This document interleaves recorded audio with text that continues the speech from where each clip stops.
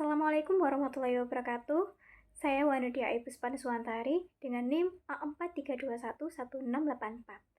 Saya merupakan mahasiswa aktif Program Studi Budidaya Tanaman Perkebunan Politeknik Negeri Jember. Kali ini, saya akan menjelaskan proses pengolahan gula tebu. Pada proses pengolahan gula tebu terdapat stasiun-stasiun yaitu 1. Stasiun penggilingan, stasiun pemurnian, stasiun penguapan atau evaporasi, stasiun pemasakan atau kristalisasi, stasiun pemutaran atau sentrifugasi, dan stasiun penyelesaian. Apa yang dimaksud dari stasiun-stasiun tersebut akan saya jelaskan lebih lanjut. Sebelum memasuki stasiun pertama, tebu dari lahan dipreparasi melalui 3 proses, yaitu pencucian yang bertujuan untuk menghilangkan kotoran, kedua, pemotongan yang bertujuan untuk memudahkan ekstraksi nira dari batang tebu, dan yang ketiga, penghancuran yang bertujuan untuk menghilangkan sisa-sisa daun maupun padatan yang tidak diinginkan. Tebu hasil preparasi masuk ke stasiun penggilingan. Proses ini bertujuan untuk memisahkan ekstrak nira dari material yang disebut ampas tebu atau bagasse. Bahan baku berupa tebu hasil preparasi digiling menghasilkan ekstrak atau nira mentah, kemudian diproses lebih lanjut. Sedangkan ampas atau bagasse didaur ulang sebagai bahan bakar untuk tungku boiler. Untuk penjelasan lebih rinci sebagai berikut. Tebu dalam bentuk sayatan masuk ke gilingan 1 menghasilkan NPP atau nira perahan pertama dan ampas. Ampas dari gilingan 1 diumpankan ke gilingan 2 dan ditambahkan air imbisi dari nira perahan gilingan 3. Hasilnya disebut NPL atau nira perahan lanjut. Ampas dari gilingan 2 diumpankan ke gilingan ketiga dan ditambahkan air imbisi dari nira perahan gilingan keempat. Kemudian, ampas dari gilingan ketiga diumpankan ke gilingan keempat. Pada gilingan keempat, ditambahkan air imbisi dari tangki air imbisi yang bersuhu 60-70 derajat Celcius. Nira mentah hasil gilingan 4 disimpan pada tangki penampung nira, sedangkan ampas atau bagasse yang didapat dimanfaatkan untuk boiler.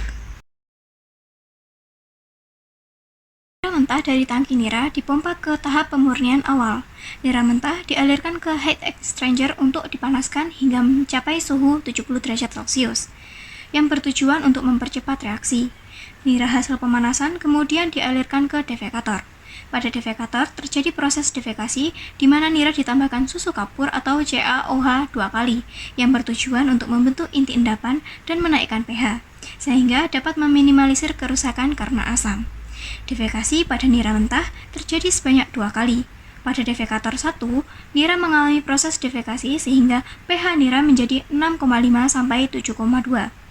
Kemudian, pada defekator 2, mengalami defekasi kembali sehingga didapatkan nira jernih dengan pH 9,5 sampai 10, yang kemudian dialirkan menuju ke sulfitator. Pada sulfitator, dialirkan gas SO2 bertujuan untuk menetralkan kelebihan susu kapur, sehingga didapatkan nira jernih dengan pH 7-7,2. Proses ini dilakukan karena jika nira tetap dalam suasana basah, nira akan berwarna coklat. Glukosa pada nira akan rusak pada pH di atas 7. Hasil proses sulfitasi kemudian ditampung pada tangki penampungan nira. Nira kemudian dipompakan melewati heat exchanger untuk menaikkan suhu mencapai 100-105 derajat Celcius untuk mempercepat reaksi pengendapan pada proses di clarifier dan untuk membunuh mikroorganisme. Kemudian, nira dialirkan menuju ke flash tank untuk membuang gas-gas yang terbawa pada nira. Yang selanjutnya dialirkan menuju ke clarifier. Dalam clarifier ditambahkan flokulan untuk mempercepat proses pengendapan yang nantinya menghasilkan nira jernih dan nira kotor dengan sedikit pengotor berupa ampas halus. Nira kotor kemudian dialirkan ke penyaring untuk menyaring dan memisahkan ampas halus yang terikut. Hasilnya kemudian ditampung pada tangki nira jernih, sedangkan nira kotor hasil proses pengendapan di clarifier ditampung pada tangki nira kotor. Nira kotor ini kemudian dialirkan menuju ke mixer. Nira kotor kemudian dialirkan ke rotary vacuum filter untuk disaring yang menghasilkan nira tapis yang kemudian dialirkan menuju ke tangki nira mentah untuk diproses kembali ke tahap pemurnian. Dari rotary vacuum filter juga diperoleh bahan tak larut yang disebut pelotong. Nira jernih dari clarifier kemudian dipompa menuju ke heat exchanger untuk dipanaskan hingga suhu 100-110 derajat Celcius, sehingga pemanasan awal sebelum masuk ke stasiun penguapan. Nira yang telah dipanaskan kemudian dialirkan menuju ke evaporator yang bertujuan untuk mengurangi kadar air agar diperoleh nira dengan kekentalan 60-70% Brix atau mendekati kondisi larutan jenuh. Evaporator yang digunakan disebut multiple effect evaporator. Penguapan nira dilakukan dalam keadaan vakum yang bertujuan untuk menghindari kerusakan sukrosa akibat suhu yang tinggi, menghemat penggunaan uap, bahan bakar, serta menurunkan titik didih nira sehingga tidak terbentuk karamel. Proses evaporasi dilakukan secara bertahap sebanyak 4 kali dengan suhu dan tekanan yang berbeda di setiap tahapnya. Nira kental dari evaporator 4 dialirkan ke solvitator 2 untuk proses bleaching dan menyisakan produk sampingan berupa molase atau yang disebut tetes tebu. Nira kental pada solvitator 2 bertujuan untuk memucatkan warna dari nira kental. Proses pemucatan tersebut menggunakan gas belerang oksida atau SO2 yang dialirkan ke dalam solvitator. Hasil dari proses solvitasi ini kemudian ditampung di dalam tangki nira tersolvitir.